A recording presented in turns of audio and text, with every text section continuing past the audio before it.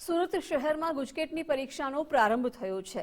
સુરતમાં કુલ 101 કેન્દ્રો પર વિદ્યાર્થીઓ પરીક્ષા આપી રહ્યા છે। 18,000થી વધુ પરીક્ષાર્થીઓનું ભાવિ નક્કી થશે। એન્જિનિયરિંગ અને મેડિકલમાં પ્રવેશ માટે આ કસોટી મહત્વની છે। તમામ પરીક્ષા કેન્દ્રો પર સુરક્ષા માટે ચુસ્ત પોલીસ બંદોબસ્ત ગોઠવાયો છે। શાળા સંચાલકો દ્વારા વિદ્યાર્થીઓની સુવિધા માટે ખાસ તકેદારી રાખવામાં આવી રહી છે।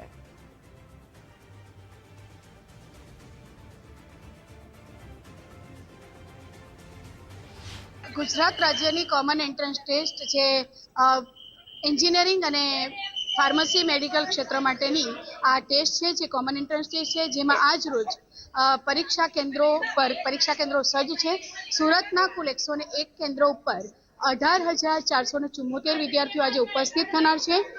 ગુજરાતના કુલ 34 જિલ્લાઓમાં આજે આ પરીક્ષાઓ લેવાવાની છે, જેમાં 1,35,875 જેટલા વિદ્યાર્થીઓ ઉપસ્થિત થવાના છે, જેમાં ગુજરાત બોર્ડના 1,15,000 વિદ્યાર્થીઓ અને અન્ય વિદ્યાર્થીઓ સીબીએસઈ બોર્ડના રહેશે।